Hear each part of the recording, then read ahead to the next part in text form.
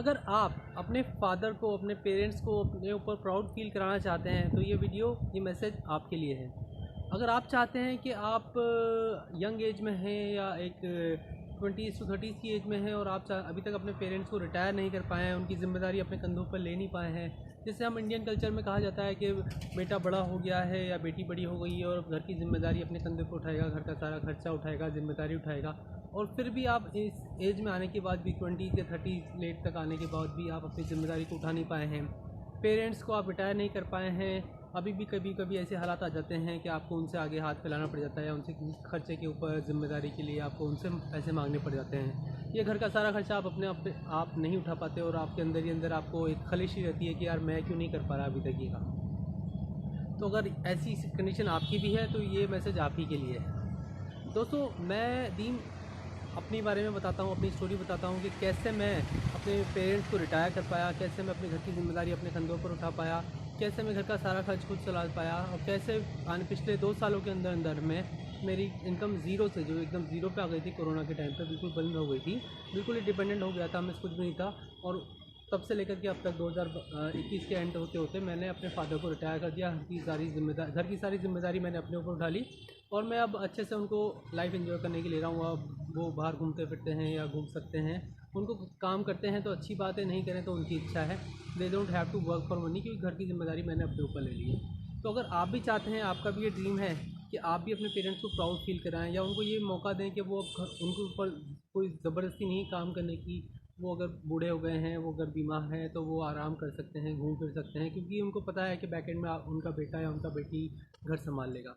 तो अगर ऐसी कंडीशन है तो आप भी, ये मैसेज आप ही के लिए है। इसमें मैं बताऊंगा कि कैसे मैं ये सब अचीव कर पाया और कैसे जिन तरीक़ों पे मैं चल के अचीव कर पाया उन पे कैसे आप चल के आप भी अचीव कर सकते हैं।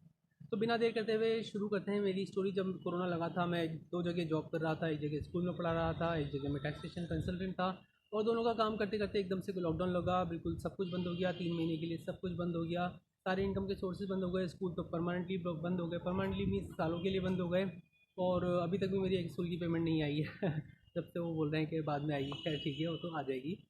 तो कहने का मतलब ये है कि बिल्कुल इनकम बंद हो गई, अब ज़ीरो पे हो गया। तो माइंड सेट ये जो हाँ, मतलब पेरेंट्स को रिटायर करने की या इनकी उनकी इनकम को रिप्लेस करने की जो स्टेजेस हैं, ये 3 स्टेज में मैंने डिवाइड किया है इसको।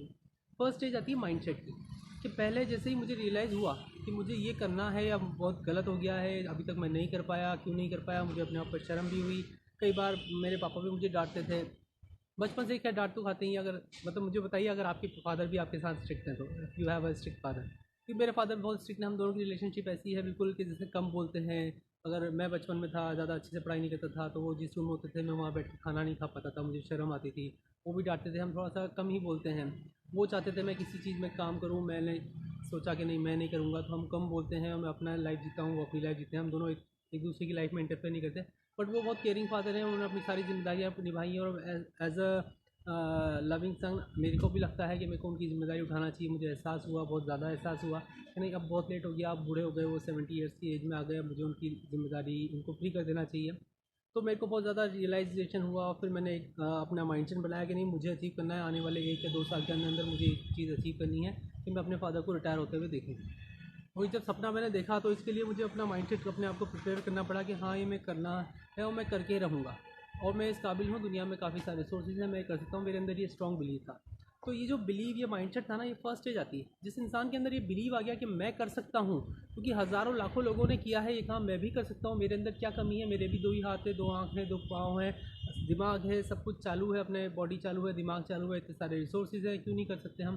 तो वो जो बिलीव अंदर आया, उसने मेरे को एक माइंडसेट दिया कि नहीं यार मुझे करके रहना है। फिर जो सेकंड स्टेज आती है वो आती है स्किल की, कि मैं कौन सी स्किल से करूँगा, क्योंकि फादर को रिटायर करने का मतलब मेरी लैंग्वेज में ये है कि फादर जो अमाउंट कमाते हैं वो आप कमा लें, वो जहाँ पे खर्च करते हैं वो खर्चा आप कर दें, और उनको काम करने के लिए, मतलब उनको सर्वाइव करने के लिए कोई कमाना ना पड़े। उनकी जो खर्ची है, उनकी दवा दारू, उनका खर्चा भी अपन निकाल दो, वो फ्री हो जाए। उनको मतलब उनको कोई भी चीज़ ऐसी नहीं हो जिसके लिए उनको पैसे कमाना पड़े, वो अपन खर्चा उठा लें। मेरे लैंग्वेज में ये हुआ रिटायरमेंट। तो मैंने सोचा कि मैं कैसे करके, मेरे फादर की इनकम सपोज करो 1 लाख है, और मैंने सोचा ये 50,000 है। आप लोगों के फादर की इनकम मुझे नहीं पता कितना है, बट हम इंडियन मिडिल क्लास फैमिलीज़ की मैं जो बात कर रहा हूँ, 50,000 से 1 लाख के बीच में एक सफिशिएंट अमाउंट होता है जिसमें कि एक परिवार का खर्च चलता है। तो वो इनकम आप कैसे कमा सकते हैं, वो इनकम कमाना के लिए मैंने अपने आप को स्किल के लिए ट्रेन किया। मैंने रिसर्च करी, इंटरनेट पे बहुत ज़्यादा रिसर्च करी कि किस स्किल से इंसान 50,000 से लेकर के 1 लाख रुपये तक कमा सकता है। तो ऐसी बहुत सारी स्किल्स आई। तो उन स्किल्स में देखा मैंने कि मेरे को कौन सी पसंद आती है स्किल, मैं कौन सी स्किल के काबिल हूँ, या किस में मेरा इंटरेस्ट है, किस में मेरी हॉबी है, मैं क्या कर सकता हूँ। तो मुझे समझ में आया कि मैं खुद अपना बिज़नेस करने के काबिल नहीं, क्योंकि हर इंसान इतना वो नहीं होता कि सडनली वो बिज़नेस कर ले। आइडियाज़ तो बहुत आते हैं, मन भी करता है, बट अपन क्या काबिल हैं। एक तो अपन स्टार्ट कर दो, don't start anything that you can't finish. आप स्टार्ट कर दो, बीच में फंस जाओ, पैसा नहीं है, स्टाफ नहीं है, लीडरशिप नहीं है, बहुत सारी चीज़ें नहीं है, और आप बंद कर दो। इससे अच्छा है कि आप स्टार्ट ही ना करो। तो मैंने ये सोचा कि मैं खुद का तो स्टार्ट नहीं कर सकता, मुझे किसी के साथ जुड़ना पड़ेगा। अब किसी के साथ जुड़ने के लिए मुझे उनका कौन सा काम लेना पड़ेगा, कौन सा डिपार्टमेंट लेना पड़ेगा, क्या कर सकता हूँ। तो मुझे समझ में आया कि मैं कस्टमर सपोर्ट ले सकता हूँ, मैं बैक एंड ऑफिस ले सकता हूँ, ऑपरेशंस ले सकता हूँ, मैं उनका रिटेल देख सकता हूँ, जो मैं कर सकता हूँ। तो मैंने सोचा कि मैं अपने को घर बैठे ही काम करना है। रिसर्च मैंने वर्क फ्रॉम होम के लिए शुरू किया। वर्क फ्रॉम होम में रिमोटली काम होता है, तो मैंने देखा मैं घर बैठ के क्या दे सकता हूँ। मैं वर्चुअल असिस्टेंट दे सकता हूँ, बैकेंड का काम काफ़ी सारा इंटरनेट और लैपटॉप और मोबाइल से हो जाता है। तो चूँकि मेरे को इस चीज़ की क्वालिफिकेशन थी, पेरेंट्स ने अच्छा पढ़ाया था, तो मुझे पता था कि इंटरनेट से काफ़ी अच्छा काम करना आता था। यूज़र फ्रेंडली था मैं इंटरनेट का और कंप्यूटर का। तो मैंने उसी से रिलेटेड चीज़ें देखी। मुझे बैकएंड का और ऑपरेशंस का, कस्टमर सपोर्ट का, ईमेल्स का, इनका काफ़ी सारा नॉलेज था, एक्सेल का।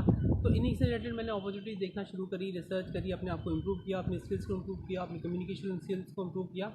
और ये करते करते करते करते जब मैं 6 महीने तक लगातार काम करता रहा अपनी स्किल्स पे, 6 महीने तक नॉन स्टॉप, मैंने घर वालों से ज़्यादा बात नहीं करी। मैं सिर्फ फोकस रहा कि मुझे ये सीखना है, मुझे इस चीज़ से रिलेटेड जॉब चाहिए या इनकम चाहिए या बिज़नेस करना है, जो भी करना है।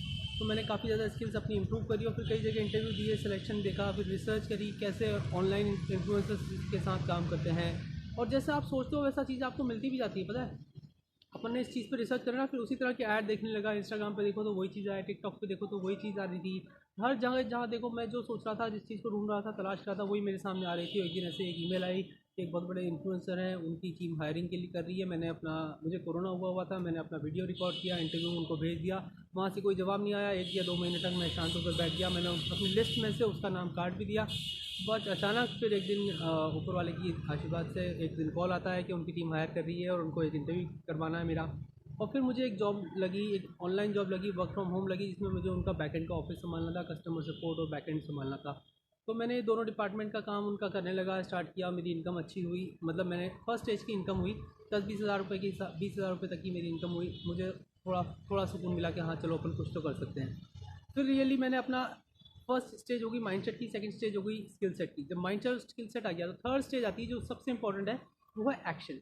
Massive consistent action. मैंने वहाँ पे काम करने की अपॉर्चुनिटी जब मिली, तो मैंने दिन देखा ना रात देखा, मैंने झोंक दिया अपने आप को कि मैं कैसे इनको फ़ायदा करा सकता हूँ, कैसे इनसे फ़ायदा ले, इनके बिजनेस में फ़ायदा करा सकता हूँ, कैसे इनकी प्रॉब्लम सॉल्व कर सकता हूँ, और कैसे उनको इरिप्लेसेबल बना सकता हूँ अपने लिए। मतलब मैं उनके लिए इरिप्लेसेबल कि मेरे अलावा वो किसी और पे डिपेंडी, मतलब किसी और से काम करवा नहीं सकते। मैंने उनका इतना काम किया, इतना दिन देखा ना रात देखा, सुबह शाम मैंने कभी कुछ नहीं देखा। मैंने उनको सारा काम अप टू डेट कर दिया। जहाँ पे 3 जनों का काम करने की ज़रूरत थी, वहाँ पे मैंने अकेले ने काम करके दिया। उन्होंने मुझसे बोला भी, मेरे मैनेजर जो हैं हांगकॉन्ग से हैं, उन्होंने मुझे बोला कि नदीम मुझे बताना कि तुमको कब नए स्टाफ की ज़रूरत है, हम हायरिंग कर लेंगे।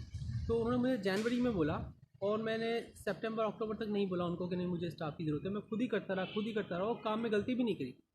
काम करा भी सही, अच्छे से करा, डेडिकेशन के साथ करा। उनको भी रियलाइज़ हुआ होगा इसने बहुत अच्छा काम करके दिया है। कुछ लोग क्या होते हैं, बहुत सारी जगह काम कर लेते हैं, थोड़ा काम इधर कर लेते हैं, थोड़ा काम इधर कर लेते हैं। नहीं, मैंने कहा यार 2 से 3 जगह का अलग अलग काम करने से अच्छा एक जगह ही वैलिड है।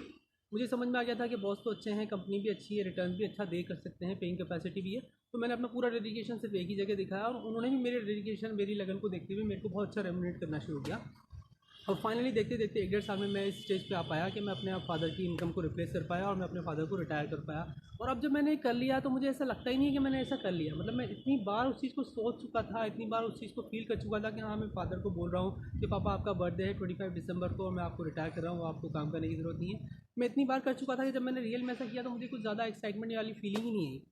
तो मतलब अगर आपने इन 3 स्टेजेस पे काम किया, माइंडसेट पे, स्किल सेट पे और एक्शन पे, तो आप भी कर सकते हैं। ऑनलाइन बहुत सारे काम अपॉर्चुनिटीज़ है। यही मैं आज का मैसेज है मेरा आपके लिए। अगर आप भी चाहते हैं कि अपने पेरेंट्स को रिटायर करें, उन्हें प्राउड फील कराएं, तो ऐसा ही आप भी फॉलो कीजिए। मुझे कमेंट सेक्शन में बताइएगा कि ये मैसेज कैसा लगा। मैं जल्दी ही अगले मैसेज में फिर हाजिर होऊंगा। Thank you so much. See you, bye.